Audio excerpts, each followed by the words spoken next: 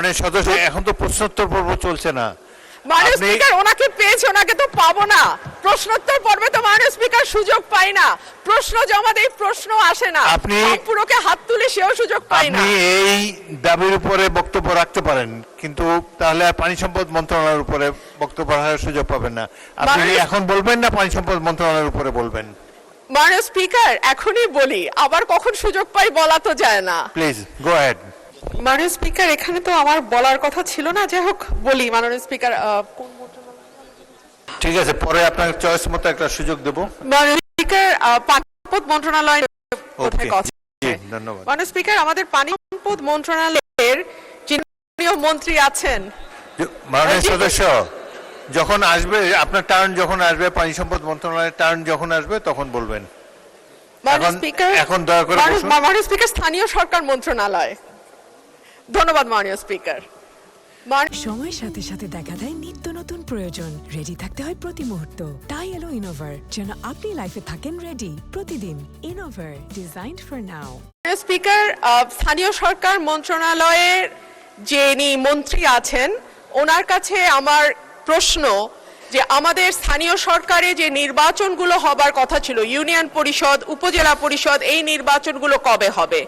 আমরা দেখেছি ইতিমধ্যেই প্রতিটি জেলায়। মাননীয় সদস্য এক মিনিট জেলা পরিষদে। মাননীয় সদস্য এখন তো প্রশ্নোত্তর পর্ব চলছে না। মাননীয় স্পিকার ওনাকে পেয়েছে, ওনাকে তো পাবো না। প্রশ্নোত্তর পর্বে তো মাননীয় স্পিকার সুযোগ পাই না, প্রশ্ন জমা দেই, প্রশ্ন আসে না, পুরোকে হাত তুলে সেও সুযোগ পাই না। আপনি এই দাবির উপরে বক্তব্য রাখতে পারেন, কিন্তু তাহলে আর পানি সম্পদ মন্ত্রণালয়ের উপরে বক্তব্য রাখার সুযোগ পাবেন না। আপনি এখন বলবেন না পানি সম্পদ মন্ত্রণালয়ের উপরে বলবেন? মাননীয় স্পিকার এখনই বলি, আবার কখন সুযোগ পাই বলা তো যায় না। Please go ahead. আমরা জেলাগুলোতে দেখেছি জেলা প্রশাসক নিয়োগ করা হয়েছে। আপনার সময় 3 মিনিট। এবং প্রতিটি জেলা প্রশাসকই দলীয়ভাবে মনোনীত। মাননীয় স্পিকার, আমরা তো গণতন্ত্রের জন্য 10 বছর ধরে লড়াই করেছি। মাননীয় সদস্য আগে আপনার দাবিটা উত্থাপন করুন। মাননীয় স্পিকার, এখানে মন্ত্রণালয়ে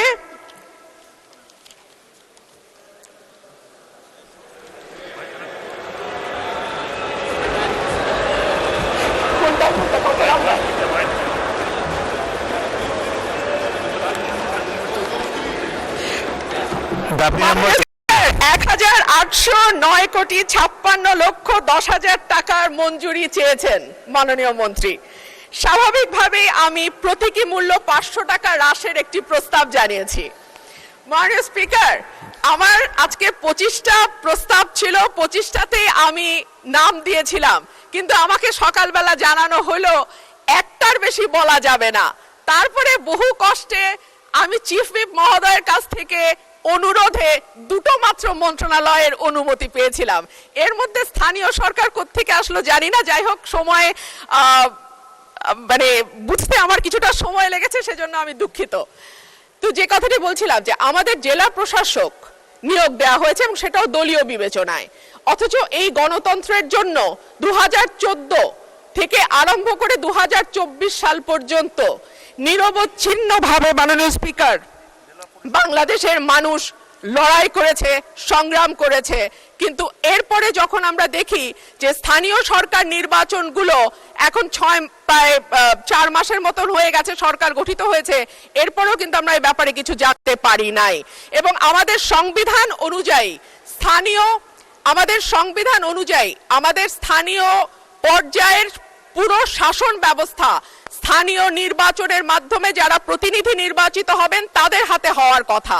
কিন্তু আমরা দেখতে পেলাম যে এই মন্ত্রণালয়ে যেই জেলা প্রশাসক নিয়োগ দেওয়া হয়েছে প্রতিটি জেলায়, তাদের অধীনে জেলাগুলো শাসিত হচ্ছে। এটা কিন্তু সংবিধানের সঙ্গে সরাসরি সাংঘর্ষিক। সেই কারণে মাননীয় মন্ত্রীকে আজকে আমি পেলাম, ওনার মাধ্যমে আমি আপনার কাছে প্রশ্ন রাখছি যে এই স্থানীয় সরকার নির্বাচন কবে হবে? সেই নির্বাচনে কখনো আমরা শুনতে পাচ্ছি যে নিষিদ্ধ ঘোষিত আওয়ামী লীগ অংশ নিতে পারবে, কেউ বলছেন পারবে, কেউ বলছে পারবেন না, কেউ বলছে দলীয় প্রতীকে হবে না বলে। যারা ক্লিন ইমেজের আছেন তারা পারবেন।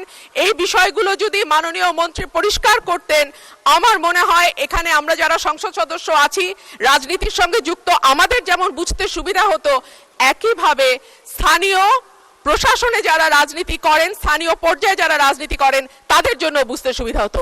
ধন্যবাদ মাননীয় স্পিকার। ধন্যবাদ মাননীয় সদস্য।